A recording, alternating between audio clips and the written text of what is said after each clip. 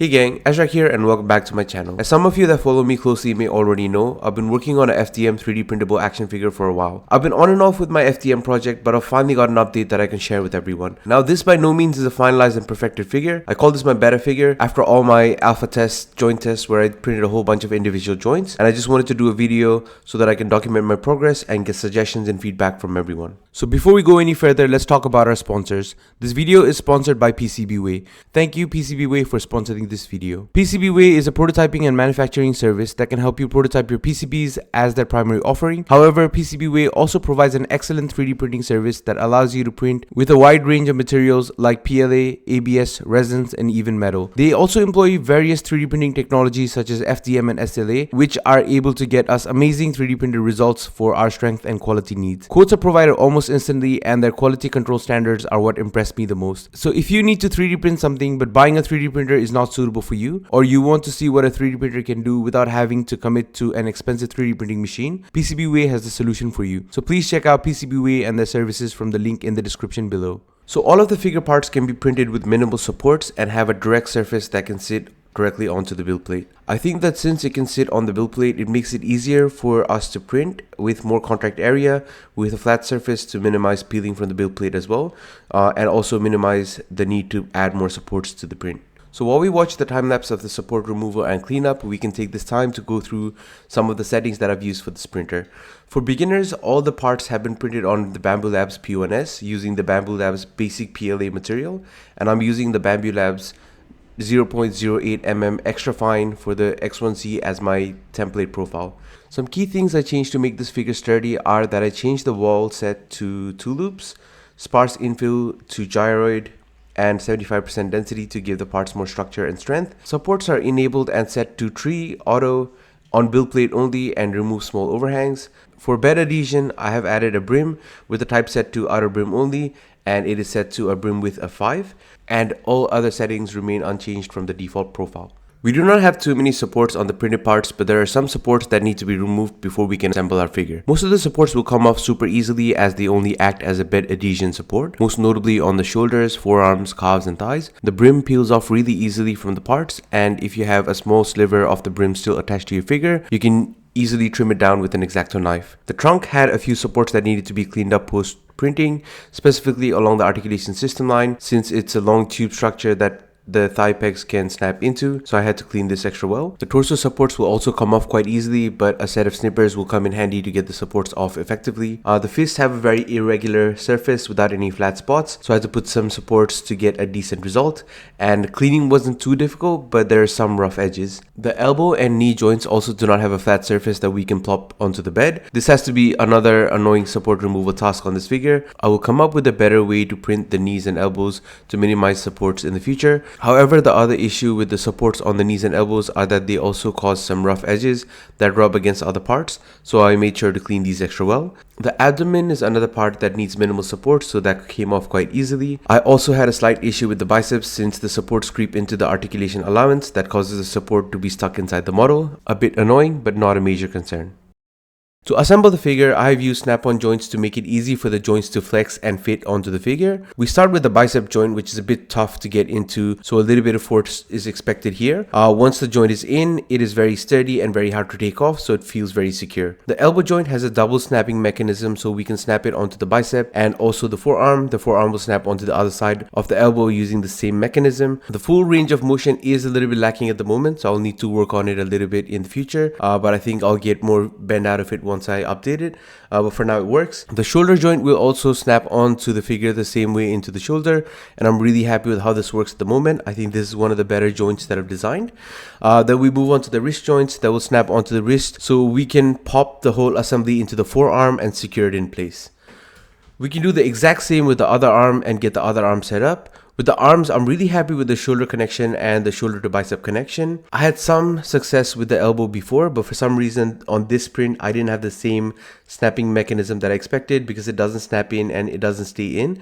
So I will need to do more tests on the elbow. Now the knee is another joint that I'm really happy with as well. The knee is a simple snap on to the calves and a simple snap on to the thighs, but because this is a little bit thicker and this has probably a good allowance kind of thing going on. The articulation is pretty good here, and I think I don't need to change this joint any further. So now we can proceed to do the same with the other knee and the calves, and we have both knees firmly in place. This joint really feels sturdy and has a good level of resistance to make it feel tight without feeling like it's grinding material away, so I really like this. The chest internal structure can easily accept ball joints and is a simple mechanism at the moment which will fit right into the torso and is held by a cavity that I built into the torso. I want to update the cavity so that it holds on to the articulation mechanism a little bit better, but I think for now it works. After that, we can pop on the shoulder butterfly gap covers. These really just are gap covers because they don't really provide any functionality. So the shoulder joint should slot right into the mechanism with a snap fit, and both arms are exactly the same. The abdomen also slots right into the body without much of a hassle because of the way the joint works. The trunks and the drop down hinge is by far the most problematic joint, and I'll get into that a little bit later, but I tried really hard to make it work in this video to make the drop down articulation cooperate with the figure, but just wasn't working. So I'll need to fix that. The ankles are simple and very similar to the wrists, so they will just snap right on and allow for a good range of up and down movement, and the ball joint should fit snugly into the calves. A little bit of force may be required to get the peg into the joint, and if not, you might need a little bit of heat as well, but not too much. Once the ankle is set into the calves, the range of pivot is pretty decent on the ankle. The thighs are another joint that I want to explore further. This is currently V5 of the joint, and I still can't get it right. I will continue to improve this joint as we go, but we have, at least for now, we have a figure to work with. The trunks will fit into the abs really easily, so that is good. So this probably doesn't need too much improving other than maybe staying on a little bit better. And the head and the neck are one piece for this prototype, but I'll update it later on so that the head and neck are separate pieces and they'll have more range of motion. But for now, until the figure is completed, I'm just going with a simple head and neck because I feel like this won't be too difficult to fix. So here I have the figure fully done, and I realized that the legs were popping out a bit too easy, and that's because I'm trying to add like this drop down hinge kind of concept to it. So to kind of combat that, I made it non-drop down hinge. So hopefully that works a little bit better. So this is basically just one piece, and I want to stick the legs onto that. So hopefully that works better. So to swap this part out, all I basically need to do is pull that out. It's just that mechanism here. Pull that out, put this in, and then hopefully the legs will fit in just as well. So I did manage to get the trunks on here now with the legs as well. So the articulation works all right, but with the legs, it doesn't really work because the drop down hinge is no longer there. So I don't have enough clearance to basically get it to kick front. That's all it can do before running into trunks, and he can't kick out that much either because of running into trunks. So I'll need to do a V3 of that where I fix it. So the concept for me did really work in the V2 or this version because I had like the drop down a lot thicker here and it kind of stayed in. I wasn't happy with how that turned out still, but he can kick forward and he can kick out a little bit further as well. So I'll still need to improve on that bit here, but I think everything else is working all right. So we'll go into the articulation next to figure that out. So for the articulation, the head can move about on that neck pivot here. So it can move about pretty well. With the arms, they can go all the way up, all the way around, no issues. They could come up about that much, but it's running into the arm, so I need to trim that off a little bit, but it can come up about that much. And also they can do a full bicep rotation here, double joint in the elbows. Although it's a little bit flimsy, I don't know why it's a little bit flimsy here. I still need to fix a few things. So double joint in the elbow, let me get that one going.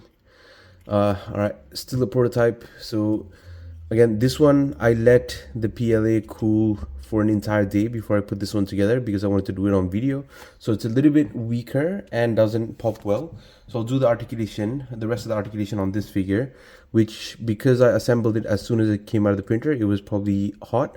So it just went together a lot better and it's a lot smoother as well. So the double elbows can do about that much. The wrist can go all the way around. And we've got the pivot as well, and it can do a little bit of that in the socket as well. That's pretty good. Head again can do that much, but it pops off a little bit easy, so I need to figure out how to get that in place a little bit more.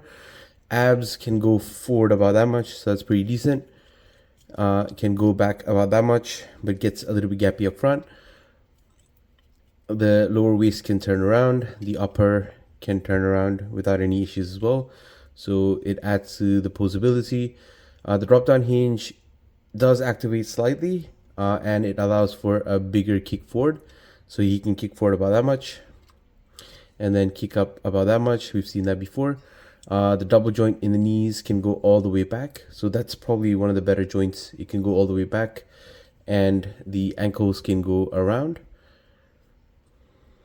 and also do that like a hinge. So I don't know, the white one probably comes across better in camera because you can see all the features and details. I wanted to print a black one so I can distinguish between this version and this version. So this one's the newer print.